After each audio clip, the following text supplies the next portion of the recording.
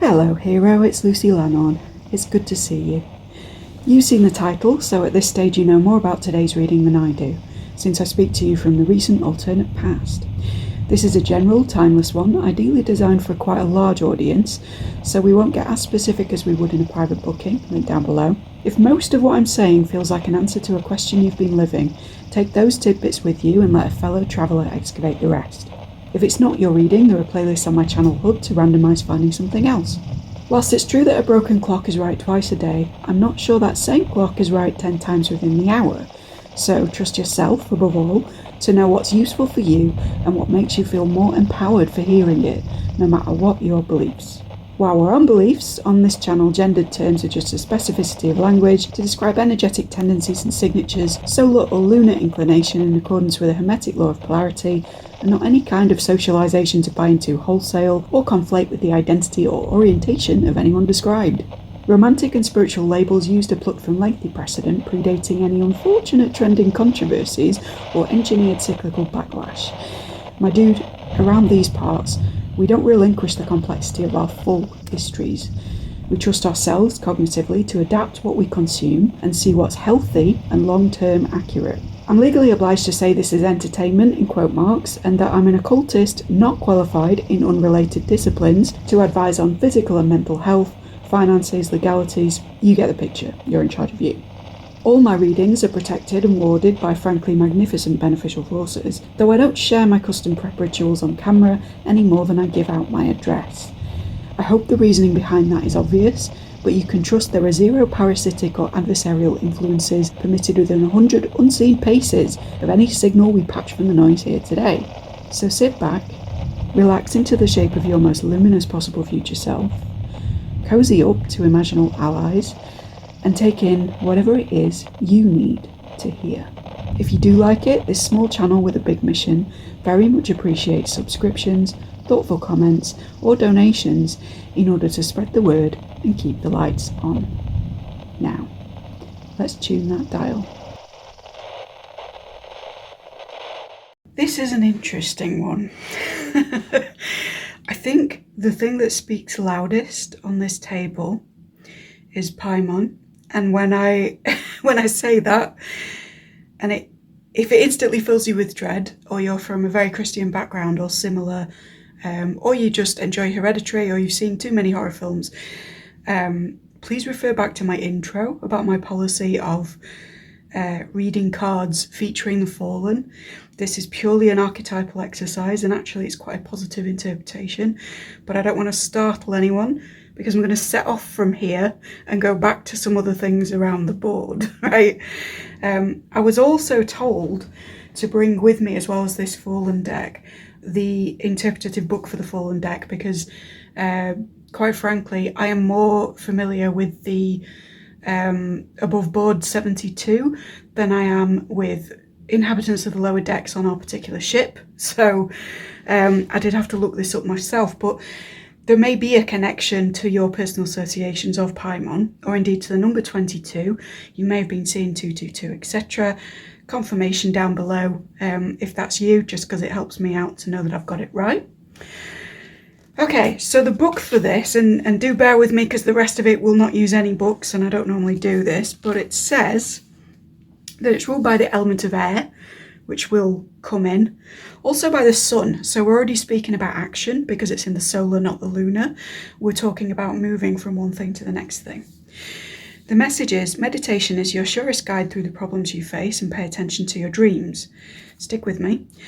Before her fall from heaven for refusing to bow before Adam, Paimon was one of Lucifer's foremost lieutenants and is still one of the chief fallen angels. She often appears in dreams and visions, wearing a magnificent headdress and riding a camel in procession like a Middle Eastern princess, accompanied by the music of cymbals and other instruments. She is wise in all the secrets of nature that will come in, and a great friend to philosophers and scientists. Nature and scientists. Some of you are biologists or something along those kind of lines. It doesn't have to be you, stick with me, right? Whom she enlightens by means of inspiration. Inspiration is a funny word for this particular reading, but I would use it in a sense. We've got Gemini over here with I think. And there seems to be, in this sort of twin imagery, a vacillation between one thing and another. Indeed, the starting crystal was smoky quartz. And if quartz is clarity, smoky quartz can sometimes mean a kind of clouding of the judgment or something misting over what it is that needs to be said or done. Emphasis on done, because we've got a solar rulership with paimon overlooking the reading. Then over here in the message cards we've got, I don't care about the money or right, and truthfully, I'd give up everything for you if you asked. I'm willing to bet that if you're seeing this and you've stuck it out this far, there's some kind of identification, and I want to say for many of you it's career-based, or it's an intellectual identification rather than a spiritual one, where you are moving from one mode to another, and you're sort of in the discipline of wisdom, or you're needing paimon to overlook this movement because you're doing the Gemini thing of, am I this, am I that? When I was choosing my kind of spicy extra thing that I do for this reading, I then used that thing to help me pick the decks that I was going to use for you. All will make sense in a minute. And one of the things that came through, literally as a sentence, was something about the great deceiver, right? It was something to do with a religious channel, right? And this told me that I needed to go with a more nefarious deck, maybe, that I needed to consult Fallen, and then further details about that confirmed that I needed the Twin Peaks deck. But there is something here about either having to deceive other people, or to some degree self-deception, or vacillation between two things. It is a genuine surprise that the Lovers card hasn't come out, but then that energy in this case may be represented by that Gemini. I want to say Geminon, so I don't know how that relates for some of you, whether you are, wasn't Geminon the BSG version of kind of the Gemini race in the great races, including, you know, Capricorn and so forth. I'm not sure, but Geminon is a thing. Hit me up down below if you can explain that for me. It's for someone. The reason I say sort of leaving one thing for another is partly this Six of Swords we've got over here, which tends to be about leaving one idea for another, maybe going back in time, because the figure of Coop here looks a damn sight more modern than this guy with the stash. There may be someone with a mustache involved, accompanying you, supporting you, a friend perhaps, or it may be that you're kind of going back in time with what it was that you thought you wanted to do to an earlier pursuit, because this says to me 80s, and then the series is set in the 90s, and Coop looks quite 90s here.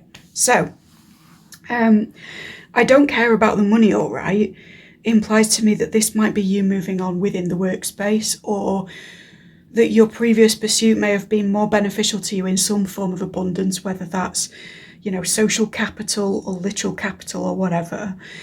And you're kind of coming to a point where you no longer care about the gain in that sense. I'm hearing gains as I say that, so it could even be a physical thing. You're more bothered about the idea of the thing. And then this truthfully, I would give up everything for you if you asked. We've got the word truthfully, which again is ruled by air. And we've got two air cards here, another one here, arguably another one here, and one here. So it's very, very to do with the mind. Your colours are to do with the mind, which I'll get to. But it's almost like you're saying to a certain ideal or set of ideas, is what I'm more inclined to say, that you would give up everything in your current status, your current setup, to those ideas. I don't want to say you're giving up ideals or values. I want to say you're focusing your previous understanding and maybe even like multiple disciplines into something else, or into something that reflects a different set of notions, a different philosophy, a different research channel. Channel being the key word for today. I'm going to sit on the floor, 2 seconds. I don't really know why I'm doing this. I don't normally do it, so if the sound shifts about, I do apologise, but I didn't want to sit on the chair. There may be something in that. There may be something about you kind of feeling more... There is a need to be more grounded in order to be more comfortable, and you can no longer feel grounded, carrying the ideas that are represented by the path that you're currently on. So say you're a researcher and you've gone down one particular avenue, say, but in looking at that thing, or doing your, social analysis or lab work or whatever it is, what's been jumping out at you again and again is about something else.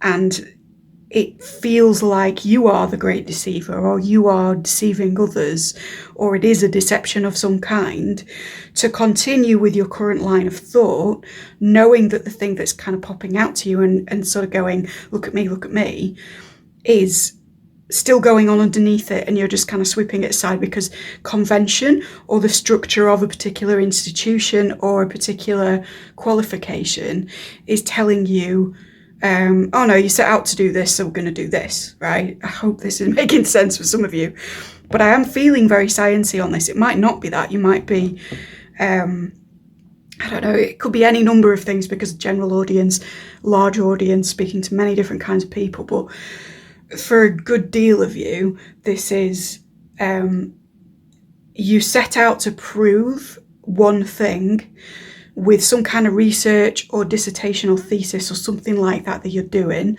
or even with like how you are, who you are, how you present, how other people interpret you as a whole.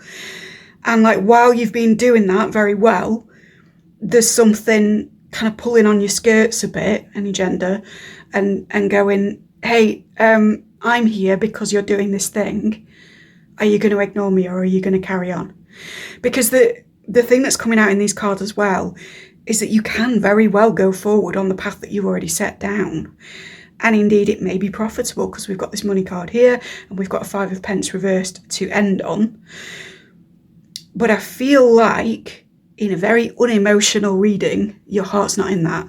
Or like if you're much more of an analytical person, it's like your mind won't allow for you to get to the end of that and not split off onto a tangent. Really, kind of what I want to say is so much of a tarot cliche, but it's like you're coming to a crossroads, or at least a fork in the road. It's not really a crossroads, because there's no... What I'm trying to describe is a bifurcation of your path, not a tower moment of, do I drop everything and change my life forever, right? So it's almost as if this other thing that you're sort of choosing whether you should go down this path is adjacent and will run along the previous path for a little while and will be relatively well accepted. But it's just like you can't quite, if it's doing this, you're here and you can't quite shove yourself off in this direction. But at some point, if you go down this road, you're going to get to a point here where you're kind of too far away, right? And you can't just hop from one to the other. So it's like, this is your message to say, like, now is crunch time. And it's not necessarily that the decision has to be made this week in a sort of legal sense or in a educational submission sense or anything like that. But it's kind of like, you know that it's pulling on you now. You're starting to feel split, which is this Gemini thing. And I want to say intellectually split, because it is, I think, and Gemini is so much about the brain and languages. And even in its sort of like third house short journeys thing, it's still like about meaningful movement, right? In terms of an intellectual interpretation of events. So there's something here where it's like your mind is divided. That's what I want to say. Wheel of Fortune. What an interesting one to present as Jiao Day for those who have seen Twin Peaks. If you haven't, I'm going to try and keep it spoiler free by just saying this symbol can really go either way, as can pretty much all the figures on this card, except this figure, and I don't know how clearly you can see that, which is not good. But as we've learnt from our brief tangent with the Fallen cards, not good, or seen as not good in popular consciousness, whether or not they actually know shit about it, is very often kind of the method to get to the good when the wheel is turning and you're not going to be ready for it, right? In the traditional, well, not traditional, but in the Smith-Waite kind of imagery on the card, you might have a figure at the top that is going to be crushed under the wheel if it turns, right? Or at least I think that's in the Marseille actually. But anyway, the point is that when the movement of the spheres occurs and you get all of this kind of stuff clicking in, whether or not you believe in astrological changes, etc., there is a sense of being dragged under by it. It's like pulled in by the undercurrent, although that's much more of an emotional analogy, and we're in the technical here. It wouldn't surprise me if some of you are like engineers, writers, as I say, researchers keeps coming out, but there's just something here that is, in the pursuit of remaining objective on a particular issue, you have come to a point where you can no longer be objective about your findings leading down another road. That's what I'm going to say. I don't know what I'm going to title this. But yeah, so the wheel is turning, right? What's going to happen is going to happen. And this Jaude figure and the sort of ambiguity over all of this particular Wheel of Fortune in the deck that was chosen for you tells me that things are starting to come into play, which may make this process extremely uncomfortable if you don't at least acknowledge this truth that you would potentially give up your current place for. That's not a threat.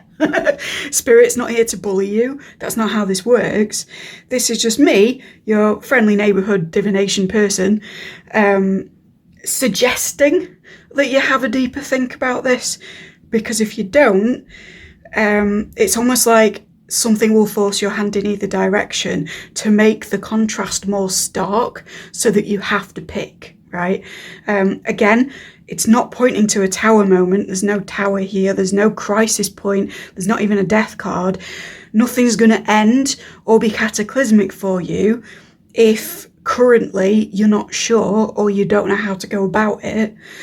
But what it is saying is that if you're pretty much at the point where you know that you want to take this further, that's enough, and you need to carry that knowledge forward, and you need to act sort of under the umbrella of that knowledge. You can't just pretend like it's not there. You can't pretend you don't know, is what it's trying to say, right? And that's this whole, like, the past is steering the boat in a good way because it's steering it away from this kind of avalanche of stuff.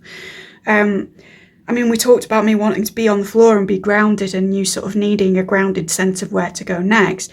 With this rock imagery in the background that isn't normally there, my feeling is that the hill that they're sailing away from here, the kind of material concerns backing the intellectual of these swords here, are apt to all fall down if the decision isn't made very, very quickly.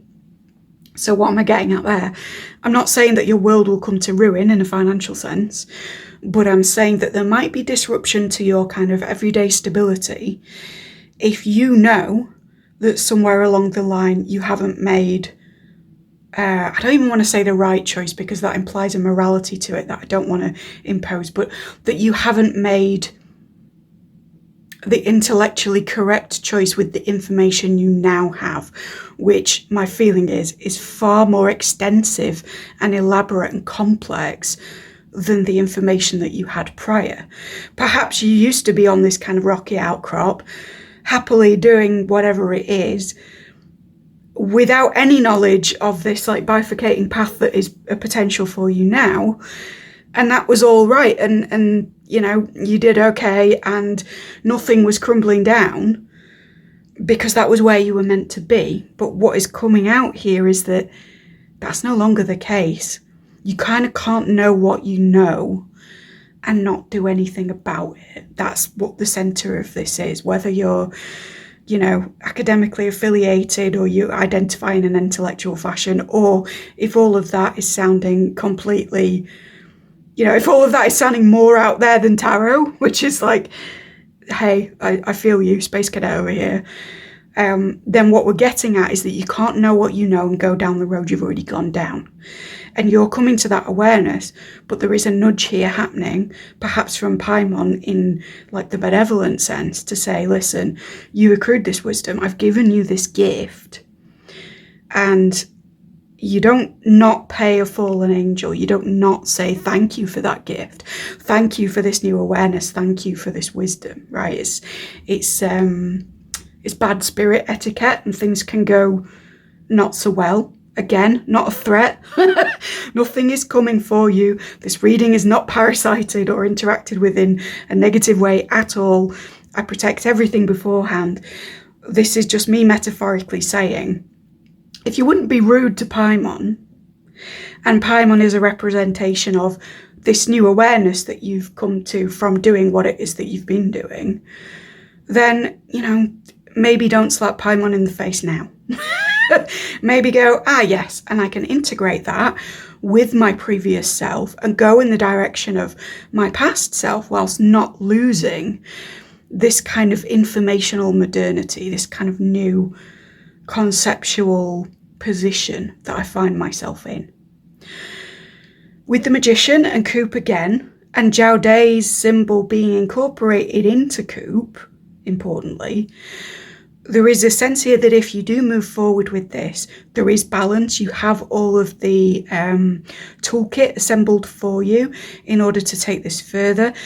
If your concern about all of this was a lack of future resources in the immediate acting on the thing, this card is to reassure you that that's just not going to be the case, right? You have your wits about you. You have the energy of this Wheel of Fortune thing pushing momentum forward to kind of guide the mind, right? Because it's up here. And then with the as above, so below imagery and the imagery on the table and even the presence of the Black Lodge stuff or waiting room stuff, you have enough of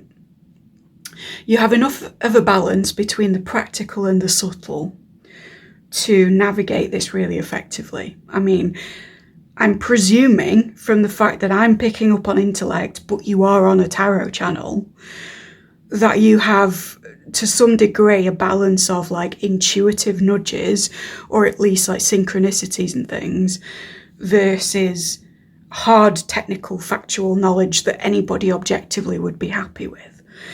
And I think, you know, you need to be aware that you're gifted in both areas, even if you don't always feel like it.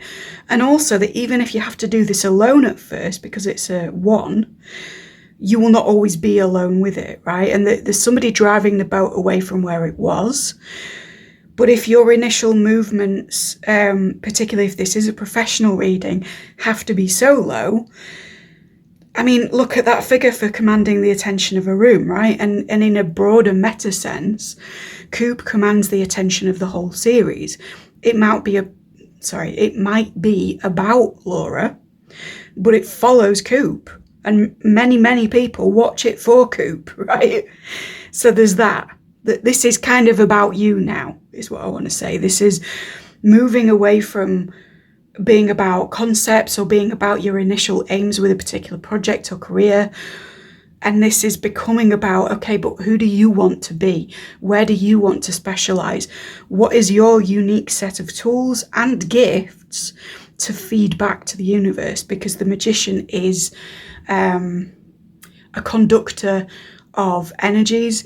He's, again, with the grounding, he earths what is unearthly, or he brings into rationality ideas which for many people would have been in the abstract or would have been inaccessible.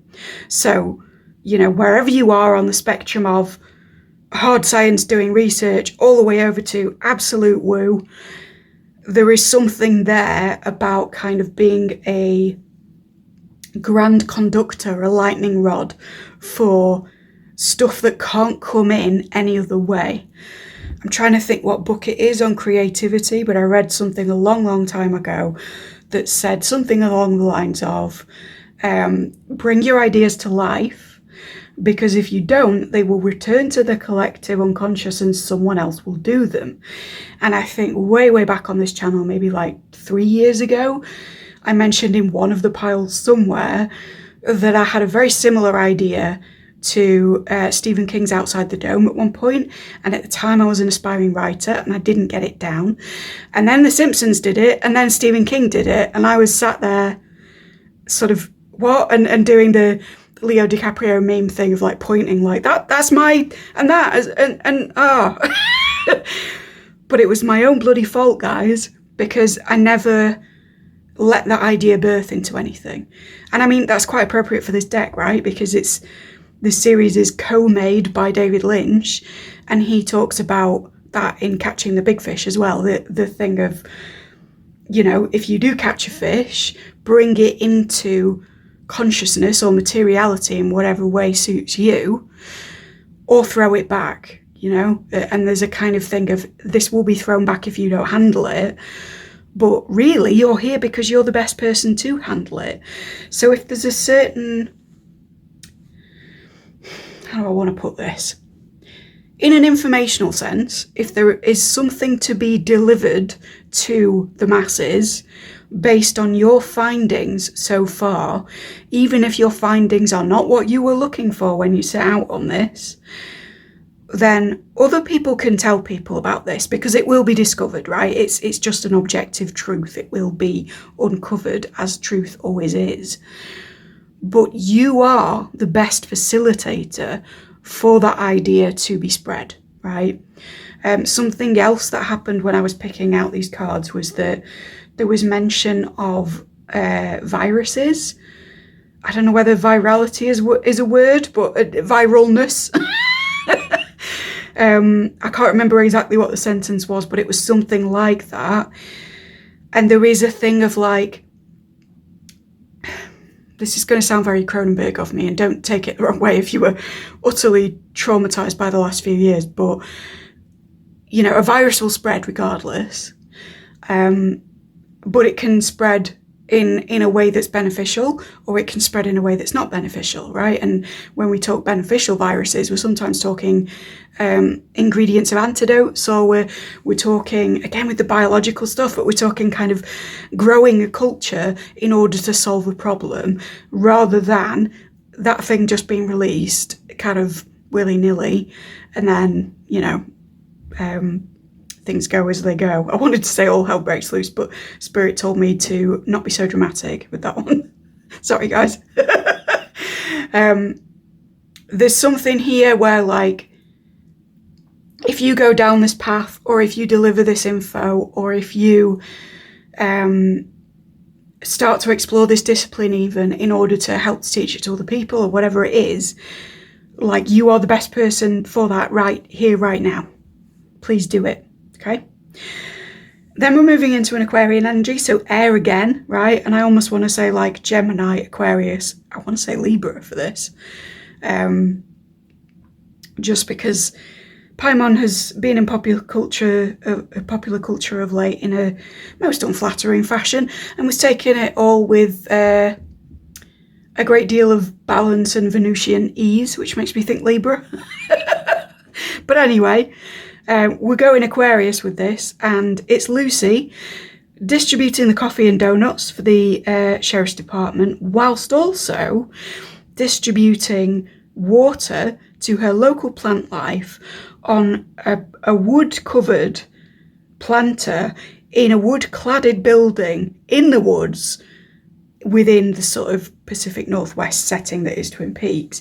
So she is nurturing her very local environment, but she is also nurturing the people around her, and she is balancing those things in a kind of Two of Pentacles way.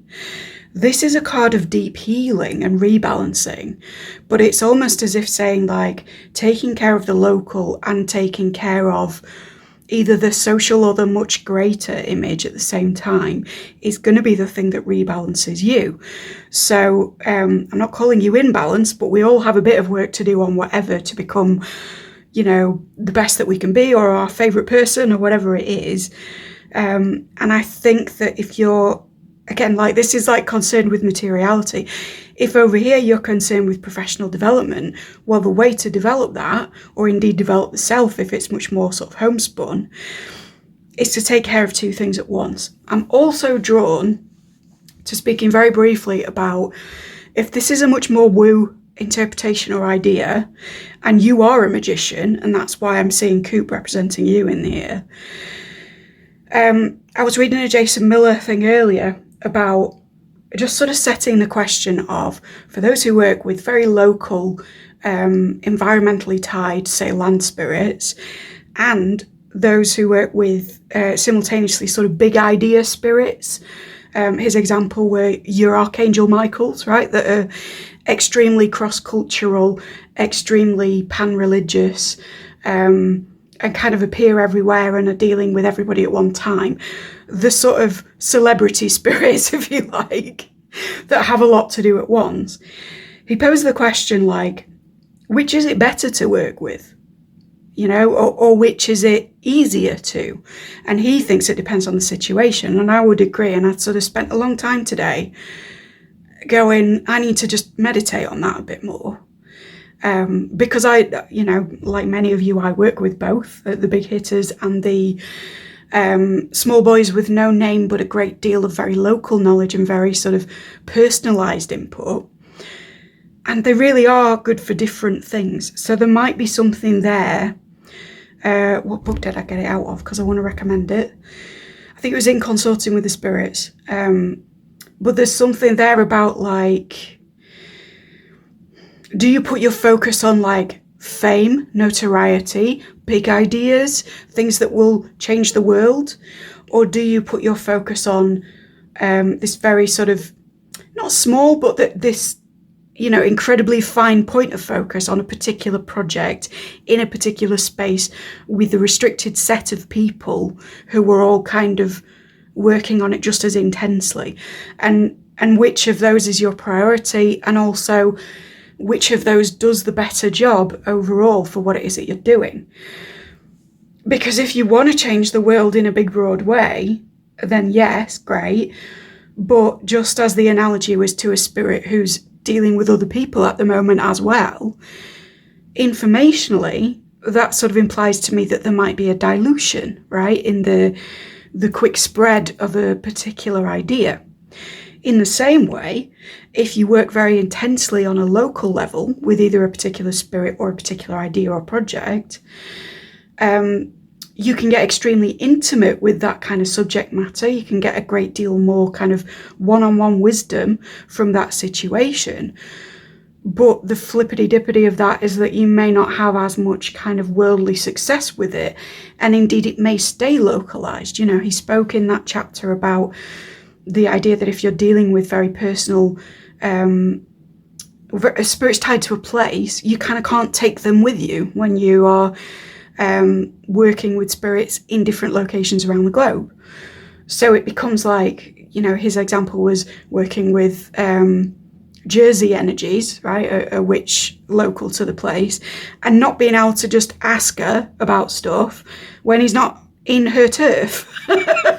And there may be a very similar thing sort of in an intellectual sense where it's like you're specializing or you're going to a particular team who are the world's best for this particular idea or who are fantastic at giving you one-on-one feedback.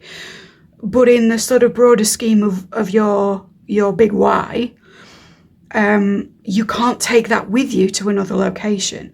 So it's knowing how to scale up and scale down, knowing which situation is appropriate for one thing or another thing.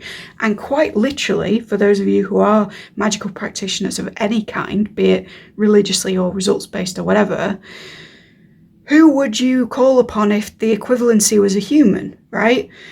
Are you going to the social media influencer who can make big changes at the drop of the hat because they're very monetarily supported, shall we say? They have a lot of power. Or are you going to your local friend who you can only ever meet in one particular spot, who always has excellent input, but who you can't take with you in a bigger sense? So that's that. Sorry if it was a bit of a tangent, but I just thought that question was really interesting, not just on a magical level, but in a kind of thinking about ideas type way. And there was, oddly, while I was like thinking about this, I was staring at a particular image on my wall, which you guys can't see, and sorry, but you'll never see, which has a few colours in it. And I was drawn to like there being one colour here, and then a third colour, which was yellow.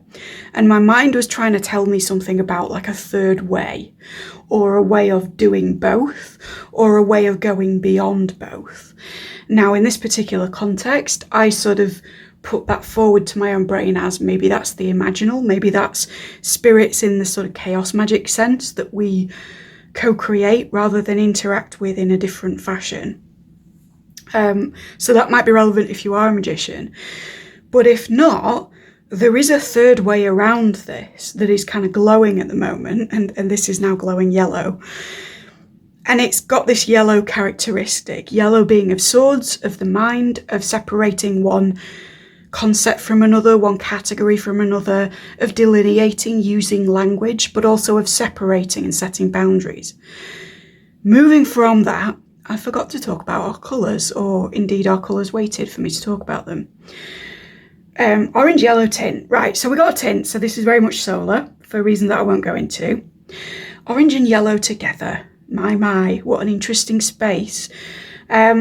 We've got intellectualization here, but we've got it in a kind of trickstery way. Again, this energy of the deceiver, right, or deceiving, or being deceived, or whatever.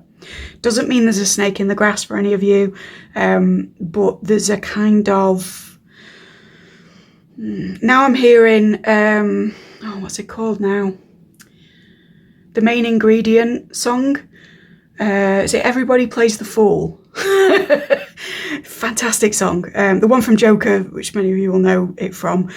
The do-do-do-do kind of, that sounded nothing like it, but again, it's like everyone plays the fool. There is sacred harlequin stuff coming into this for those who find that relevant. But also it's adding an element of the foolish or unpredictable to concerns which are very mental. Now, as well as being quite mental, yellow, the other meaning of yellow, right, the non-hermetic, non-kind of, air, swords, ideas meaning, yellow is kind of mad, right? Think your yellow king and the mind virus. Think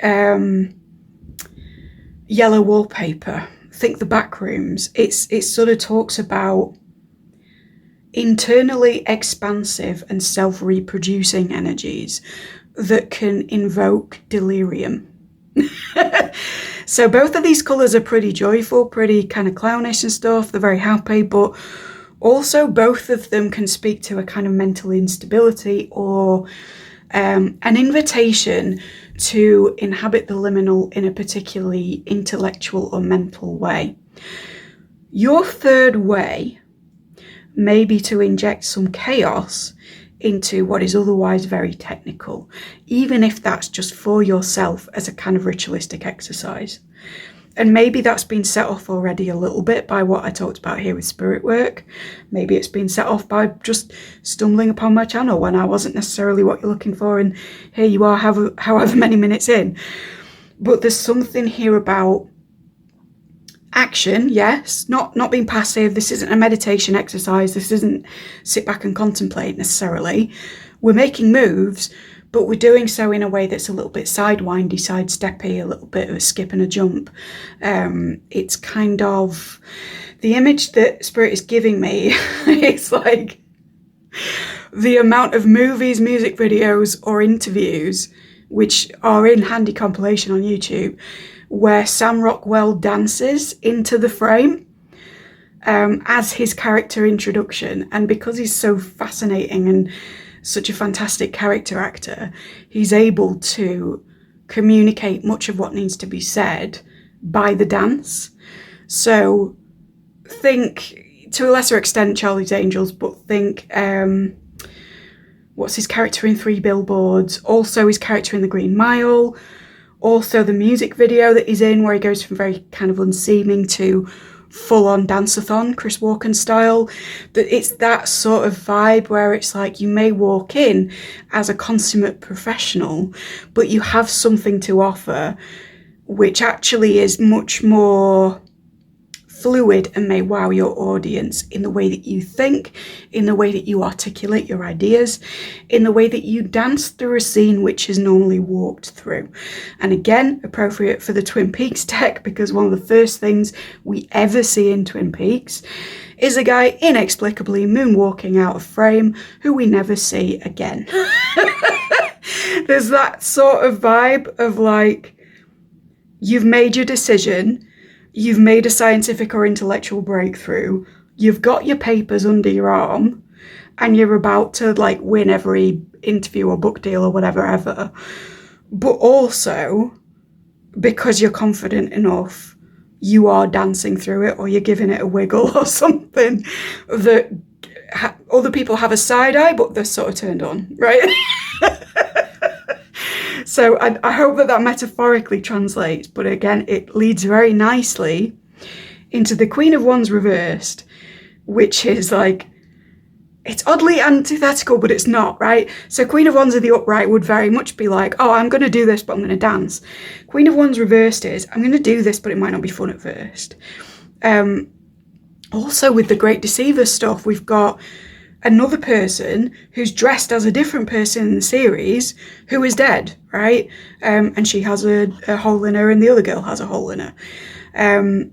None of that is relevant to you. I don't want to scare you, etc., etc. Please refer to the intro. If you find any of my readings disturbing, just don't watch. But there's a thing here of like, again, it's like pretending to be someone from the past or pretending to be a form. That's it. You are coming into this new scene, pretending to be the former version of you, dressed like the former version of you, in order that when you start to dance, minds will be boggled, right? And I think the Queen of Wands speaks to, well, the reversal of it speaks to that's not going to be necessarily the most fun thing you've ever done. It's not going to be the easiest thing you've ever done. I mean, dancing as a discipline is not easy, is it? But I don't find it easy anyway. Don't comment if you've seen me dance before. I'm trying, guys, I'm trying. But it's kind of like there is something that will give you the energy of slickness with this in your approach, which is not actually something you're natural with, but you will become more natural with it. So let's sweep the dance metaphors off the board for a second in case it's confusing anybody. And let's use the example of you're a researcher. In your research, you've come across an idea which is blaring a little bit louder than the stuff that you set out to find. So you switch tracks a bit just while you can before the next stage of your thesis is submitted. And lo and behold, the next stage requires that actually you be quite public about your findings. You maybe do a bit of public speaking that you've never done before, or you approach a department where you know you're not going to get on with the vast majority of staff. That kind of a thing. Okay, that doesn't have to be your scenario, but it's an example of what I mean by kind of needing to appear a bit slick in a way that's initially uncomfortable, but actually after a while you're so good at it that it becomes really fun. And some of that, or part of it, is appearing as your past self. So if you know that your ideas, for example, about a company are a bit more forward thinking than some of the people in HR are ready for, then the thing you might be referring back to in your disguising yourself as former you bit is like, well, you know what, in my appraisals, I've always had excellent feedback in the way I present myself, particularly when I wear this skirt and this jacket, and now I'm wearing short skirt, long jacket by Cake, and there's something there in that energy as well, which is still Sam Rockwell, but it's like, okay, well, I'm going to do this thing that they're going to find uncomfortable, but I'm going to go as the version of me that they find most acceptable. And that is a very literal interpretation of this. So I hope that what I'm getting at is coming through here. I would give up everything for you if you asked. Remember in all of this, by the way, that you've kind of already said to yourself you don't care about the money. Not that you don't need to live. We all need to live. Donation link down below. But in that this isn't about money for you, or this isn't about status for you, or other forms of material security for you. It's about the point of the thing after your needs are met, right? If you presume that bread is going to be on the table either way, what do you do then? And always do that thing instead of the fear thing or the safety thing. Because if the pandemic has taught us anything, my dudes, it's that the safe route is the least safe when the shit goes down, and you better be ready, right? There's something here about, like, really, that it's not about your status in that sense, or it's not about whether you feel safe. It's about the cohesion of the ideas that you've come to with who it is that you wanted to become. And I think that it's almost like if you leave this stuff behind, again with this mountain, if you leave behind the opportunity to go down this road because it might be uncomfortable at first, or because you might be on your own first, or because you feel you might have to kind of juggle a couple of things at once, you're going to miss out, right? I'm brought to a recent conversation with a mate about the kind of spoilers, but the end of the series and the Richard and Linda stuff versus the Coop and other stuff, and how like so many people were lost by that point and were just like, oh, I'm not going to involve myself with the rest of it because this makes no sense. And they miss maybe the greatest Twin Peaks moment by kind of tuning out towards the end of that last episode, right? So it's a similar thing here, if you are a fan, and if you're not, please bear with, of kind of, if something seems a bit complex now, firstly, it doesn't always mean that it's going to be that way. And secondly, like, okay, but is that going to put you off trusting in the fact that overall this thing is what you want? And that it might be even more exciting down that road, down that bifurcated path, than it is to you now? You're choosing really between an idea of safety that may itself be the deceiver, be the illusion, versus an idea of your future that is a little bit risky, but more true, more legitimate. Also, the album Deceiver might be relevant for those who are into that sort of genre. I'll pop a link down below if I remember. Anyway, okay, and we're ending on the Five of Pentacles reversed with, I believe, Leland dancing with someone. So Leland, again, deception energy, why he's upset and why he's really upset, being slightly different, being around shady people in reverse. So one of your fears about this is, I've got a really good team now, or I've got a really good chosen family or tribe now. By doing this next thing or going through this next phase, am I going to be around people who are a bit more shady? Can I trust people's faces to exhibit the emotions they're actually feeling? Or is there something else going on here? With this being in reverse, I think you're all right. I think your sense of other people by now is quite trained. And I'm being brought back to another thing in my own day today, where I was looking into peacock energy with the wonderful Jordana Van, who I recommend a lot from this channel because she is absolutely just incredible at any animal-based stuff, and just divinely guided. I adore her. But something she was saying about peacock energy there was to do with peacocks versus snakes. And again, no shade on the snake community. Hi. But it's like peacocks didn't just look beautiful or signify a regal space or a great deal of wealth or any of these other concerns we've spoken about. They also were very able to keep snakes to a minimum. So it's almost like by turning this Queen of Wands upright and parading yourself in peacock mode with like, look at my 1,000 eyes of knowledge and wisdom gained from my many years of experience, that in kind of shaking your thing in that in the Rockwell way, you're going to be getting to a point where you just see snakes at a distance, you understand them, you can hunt them very efficiently, etc. You can, translation, you can weed out bad eggs, you can kind of, if people are not for you, or if they're covertly trying to sabotage what it is that you're doing, you are already and going to be very quick off the mark at being like, hey, that person is a snake in the grass. Although I would invite you to not say that aloud or indeed point if you encounter that sort of person. It is always best to keep a low profile and just do what you do. Also, Five of Pence in reverse is like, we're not abandoning you, bro, or sis, or whatever. You're not being left alone to deal with this. You're not going to feel abandoned in your discipline. If the information that you're wanting to chase is perhaps controversial within the field that you have been in, for example, if you're in a scientific area of research and something a little bit more sparkly is coming out from your studies, then you're not going to be mutinized for taking a slightly different pathway.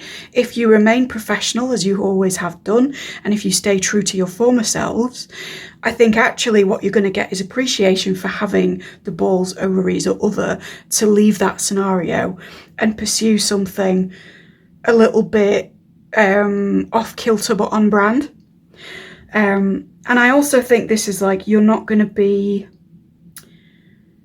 on a sort of more spiritual level, you're not going to be left behind, right? We're not going to sort of say we. I'm talking like I'm part of it. I mean, I guess I am in the animist sense, but Spirit is letting you know that you're not going to be just left out there in the cold, left to sort of live by your own means or left to your own devices.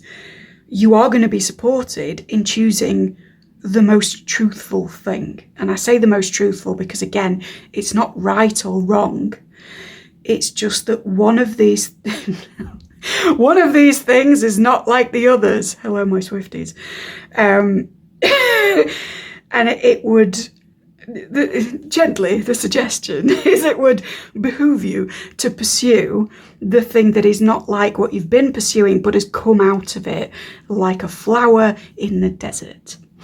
Now, we've finally gotten through these cards. Thank you for bearing with me. I've been very talkative this evening.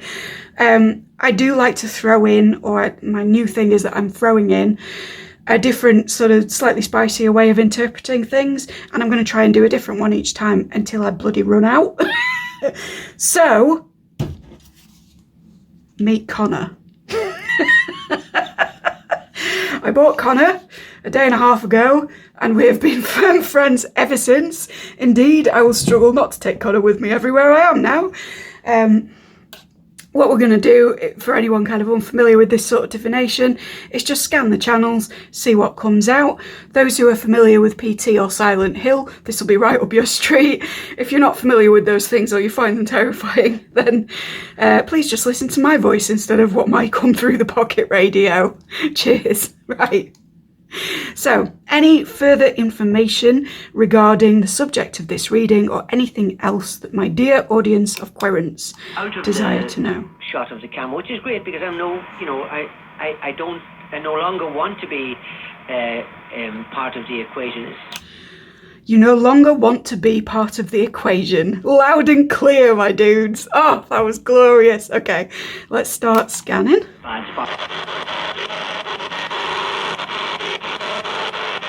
I can take that as confirmation, by the way. It's not a new message, but it proves that this radio is on your side now. To fully explain, this is not just a come down to the gym once in a blue moon, go to one fight, get in a backstage dressing room. Okay, this is not just come out of the gym once in a blue moon, go to one fight, get in a... what this is saying to me is this is not like you're making this change once in a blue moon, you're not really acting on it beyond this big decision point. This is going to be a lot of work. It's going to be a lot of consistency. You don't go to the gym once and get in condition for a fight, right? You go many, many times, build up your fitness, build up your muscle, etc. Also, I don't advocate combat on this channel, but just, it came through how it came through, right? But this is going to it's going to require your sustained effort and maybe a lot of repetitive tasks, and that might even have factored into whether you chose it before. Then it's time for golf now. Our app is the ultimate golf companion. Okay, time for golf now. That tells me that whatever this is going to be a lot of kind of networking involved, maybe with people of a different class status. I'm not saying that you're not in the class of golfers, sort of upper middle / billionaires. What I am saying is that to me, no shade on my golf community, but it's the sort of things that, like, anyone I know who does play it is a nightmare. And that is my indication that in this new pursuit, whatever it may be, magical, professional or otherwise, you're going to encounter people that you wouldn't normally be mixing with and have to sort of network with them, be polite, maybe be a little bit false with them in order to get where you need to go. That's part of it, and it's all going to be fine because it's the perfect time for golf, right?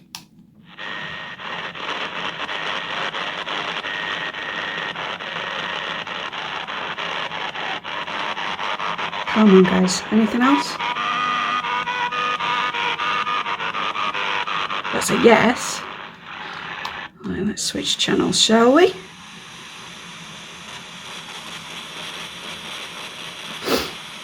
Come on, Connor. What else?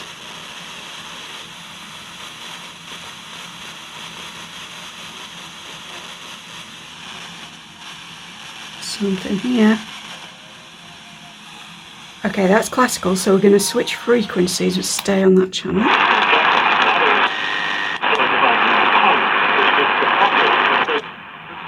Where for the second time in the season, the Classico was won by Real Madrid's rookie Okay, so Madrid may be relevant to some of you, but there's something about the second time in a season.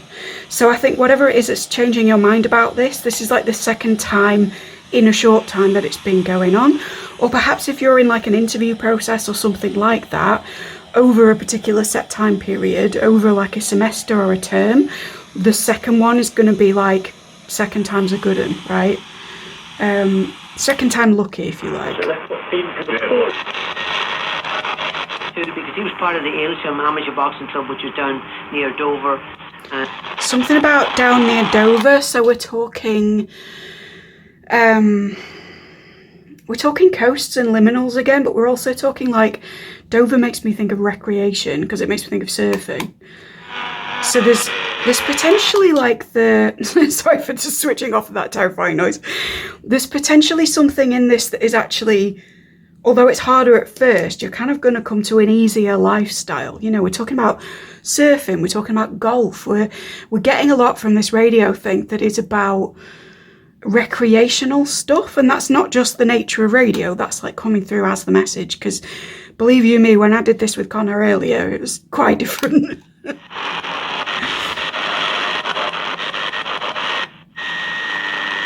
I'm told to switch freaks. Okay, I'll turn it up a bit. Last one, guys. Anything on this run? Actually, the new material that I wrote now and that we're going to present tonight, that's also much more personal. Okay, so we could have missed that one really, but the new material that you're about to present is much more personal. This is again confirmation. You know, here's this. You see so many guys who are head coaches standing on the side of the ring, having a cup of coffee and a Kit Kat. Again, it's this thing about, see so many guys who are head coaches standing on the edge of the ring having a cup of coffee and a Kit Kat. I mean, whilst that's a very British way to say things, or Irish as the case may be, I think this is about like those in a position of power within a particular field can afford to stand on the sidelines and have a lot of recreational time, a lot of leisure time, but it takes a while to build that up. So this is the promise of, you may be sat on the sidelines watching other people in your discipline kind of further the information that you've gained, but in order to be in that position, you kind of have to climb ranks first as a newbie in whatever adjacent discipline it was, if this is a professional thing. And if it's not, this is just the promise of like refreshments to come, you know. I'm going to go through this row and then we're going to... Could he be a contender for Ballon d'Or? He already is, Danny. Could he be a contender? He already is, right? I think that one says itself really, doesn't it?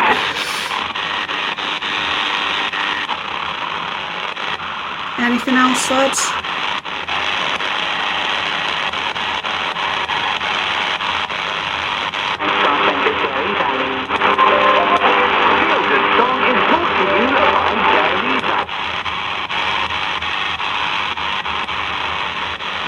Paimon,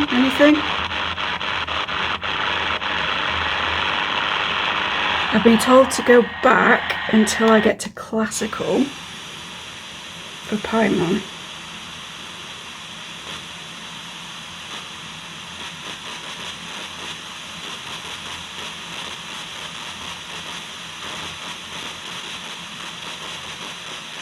Which may take a while. Not even sure I'm the right thing.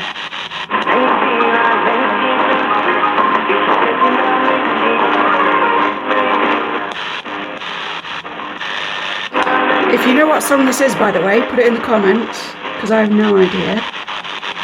But I think that means we need to switch frequencies in order to get to classical station. It's somewhere around here.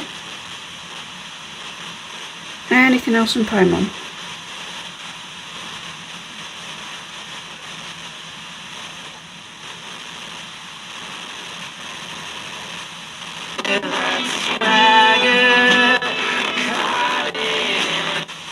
Swagger is mentioned, right? Again, Sam Rockwell energy. Please check out that supercut of him dancing if you haven't. I'm gonna go over this way. So now somewhere around here we come to our end.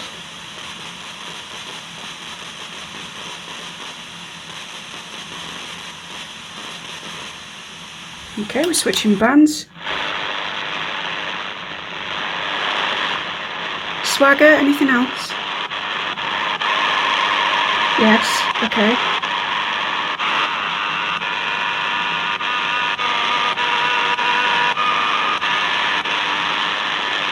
Now, what does that remind me of? Hold up, guys, I need to think.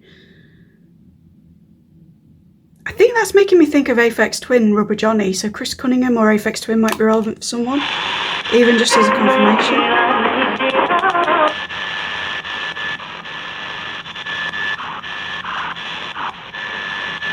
I'm waiting for classical to tell me I've finished, guys. Delivery, Kane's delivery, Bowden's delivering this so far. Yeah. Okay, so something about northbound and then delivery. You think, wow, that kid can really go someplace, That kid can really go someplace. Yes, you can. There's a lot of very supportive messages coming out of like, you can do this. This kid can go places. It's going to be all right. You can be sat by the sidelines in a very luxurious fashion. Okay. If we don't hear classical, I'm going to go to the end of this band and then we're calling it a day, Connor. / paimon.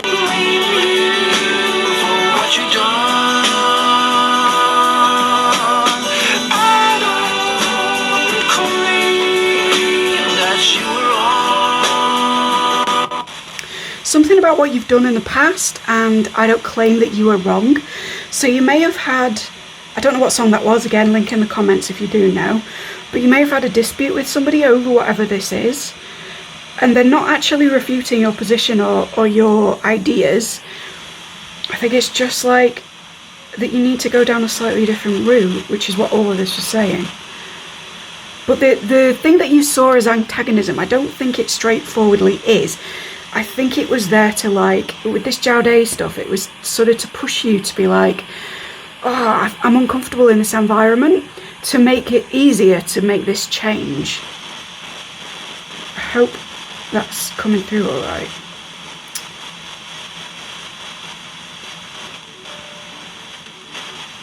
Oh. It sounded vaguely classical. Where are we at?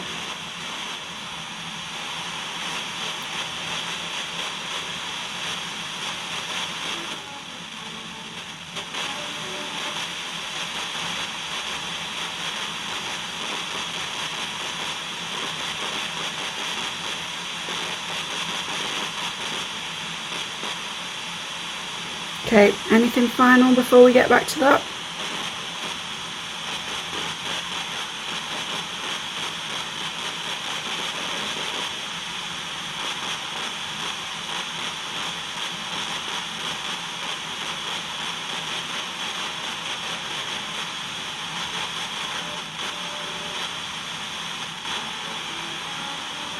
Okay. I don't know how much you can hear that, but that does sound like classical music to me. Yeah. Yeah, so we're done here, guys. Thank you, Connor. Thoughts and prayers to Connor. I'll use him again. I thoroughly enjoyed that. I don't know about you. It might have been utterly boring at your end. It may not. Please let me know in the comments, actually, which extra divination methods you prefer, because I'm doing a different one each time. That's your lot, my dude. I think your actions from this point will be clear to you, but do let me know if you feel comfortable, how it relates, etc. If you want to book with me for something more private and tailored to your vision, then that is available in my shop, link down below. You can also donate to me with the PayPal link there, or if you don't want to do any of those things, please like, please subscribe, please spread the word. I'm a small channel with a big mission, looking to add as many people as possible to our wonderful collective. And I wish you great luck and great joy in whatever endeavour this whole thing is. Take care.